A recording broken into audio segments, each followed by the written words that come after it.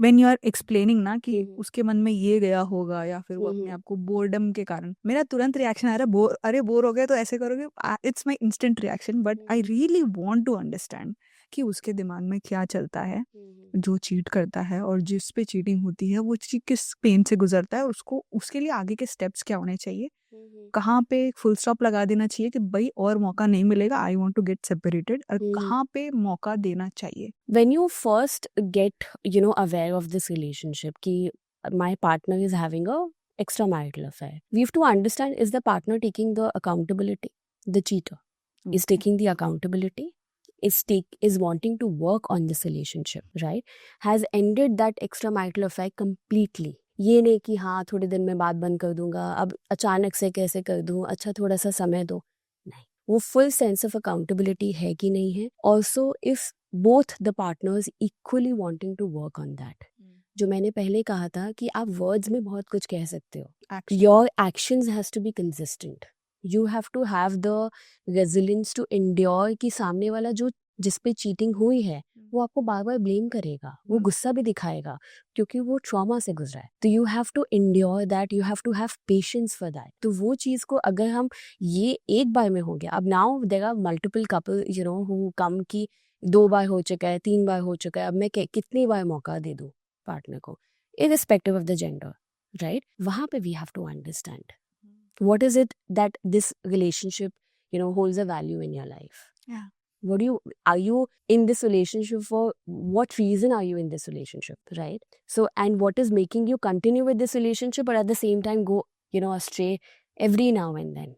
We have to understand, क्योंकि वो trauma, आप ये सोचो कि अगर ये बहुत ही स्ट्रॉन्ग वुड है ना, एक बार आप हैमर मारोगे कुछ नहीं होगा, आप 2 बार मारोगे कुछ नहीं होगा, कभी तो ये ब्रेक करेगा ना. You can't test someone's patience. तो ये बहुत इंपॉर्टेंट है to understand there are lot of things that we need to address if this is happening multiple times, and we need to understand if the person who's getting cheated on has the capacity now to kind of continue with this or not. अगर किसी का partner cheat कर रहा है but he और she is the best mom dad to their kids, is the best partner, आपको कभी भी हमेशा द बेस्ट हस्बैंड या वाइफ का जो डेफिनेशन होता है वो वैसे आपके साथ रहा है, ठीक है, और अभी भी चीट करने के बाद भी वो वैसे ही आपको ट्रीट करता है with respect and everything, even बच्चों के साथ, फैमिली के साथ सब कुछ परफेक्ट है, तब क्या जो सामने वाला पार्टनर है उसको कंसिडर करना चाहिए कि चलो चलने दो, because he can not be loyal, this is some kind of law, boredom और whatever you want to name it, but क्योंकि अपने बच्चों के लिए, बहुत जन करते ही हैं, बच्चों के लिए साथ में रहते हैं even after so many incidences, तो is it right? Not really, in the sense that of course they can come to a mutual decision कि मेरे लिए सही है, then a professional also cannot do, because we cannot have an opinion or an advice for the person कि नहीं आपको ये नहीं करना चाहिए, आपको यही करना चाहिए. But also we have to understand what made them come to this conclusion that they are okay to kind of bear this.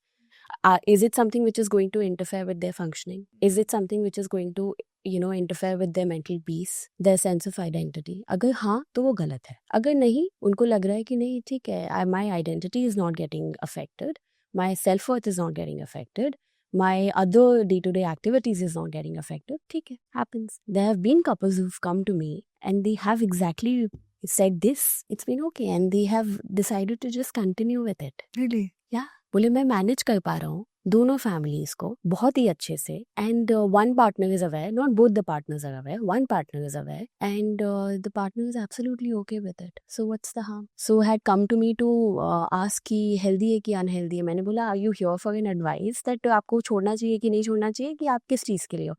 तो बोले कि this only that you tell me whether it is. I said I can not tell you whether it is wrong और right, because there are so many factors that we have to consider. I am no one to tell you this is right और wrong. आपके पास ऐसे couples भी आए हैं जिन्होंने ऐसा, एक पार्टनर ने चीट किया बट उसके बाद में गिल्ट था और सब कुछ बातें हुई, आपके से डिस्कशन हुई, and they are happily back to 100% normal now?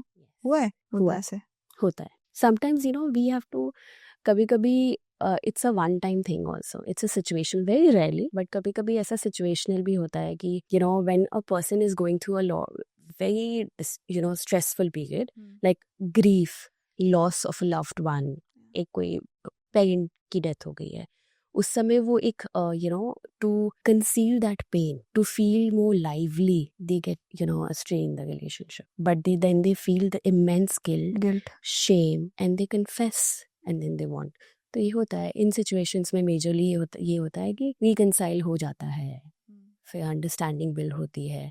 Also like I said earlier that it gives a lot of opportunity to kind of create a deeper level of emotional space with each other. Let's say a couple decided that let's rebuild the relationship. I will forgive you. ठीक है, मेरे को time लगेगा but I will forgive you. ठीक है, let's rebuild it. सो क्या conditions रखना चाहिए इन दैट डिस्कशन कि दिस विल बी लाइक ये लाइन क्रॉस नहीं होना चाहिए इस बार?